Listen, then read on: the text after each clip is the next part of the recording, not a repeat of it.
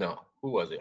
I don't remember who I covered somebody who was talking about how scared they were of Doge because they were like, what if they look into Social Security and they try to improve Social Security? And I'm like, oh no, that sounds so scary. What if they improve Social Security? I was like, yeah, Can they? Or oh yeah, I will think they they can. even be willing to do that? I think they can. I think if they figure out who's receiving Social Security that's not supposed to be getting it, like Well, if I they don't find see a people that are problem. I don't see a abusing it, problem with that, but yeah, yeah. if they see people abusing the service that should be going to people that are retired, I think that would Well, strengthen it. I my think, wife, my wife has told me a few times, "Oh, go on Social Security disability." I'm not near old enough to even receive my Social Security. And I'm like, yeah, I'm disabled, but why do I want to really milk the system? I don't. Yes, I'm just clinically disabled, but it has not stopped me from doing a damn thing.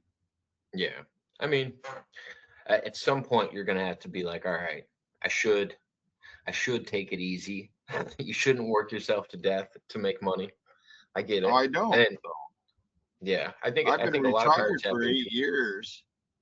a lot of people tap into the retirement too early. That's the other thing. That's But my wife took an early retirement, so she only gets 5,600 a month or something like that on her early retirement. Oh, and she gets like 3,500 a month from Social Security for disability.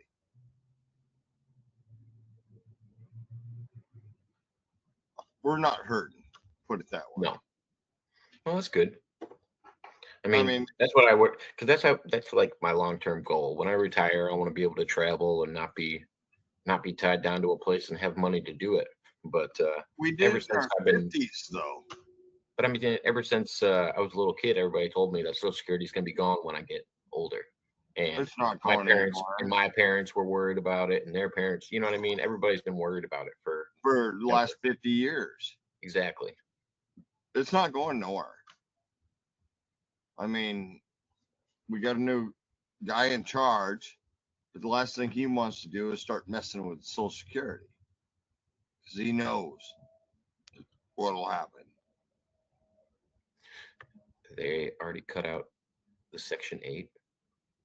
Well, I knew they were. So I heard what they were doing is they were making people because Section 8 and like food stamps and stuff like that were all designed to help you when like you lost your job or you were on tough times. We had the And need. eventually they want you to, apply for jobs and, you know, work to get out of that situation. And there's too many people that are just sitting and taking in the money. And it's just like, oh, well, you just choose not to work now.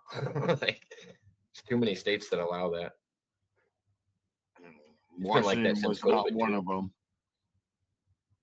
Oh yeah, Illinois deals with it a lot. I assume California deals with it a lot. New York, you know, all these high high property values too, which is being, you know what I mean? That they're writing off. I've never understood Section 8 housing, especially in somewhere like Chicago or LA, because it's like, why are we paying for a more expensive place for this person to live when it would be cheaper to move them out of a major city? But yet the Yeah. government's just, recycling this money back into, the landlords that are holding down these properties and calling it A Section guy 8. sitting on the street in New York makes more money than the guy owning a home in Illinois.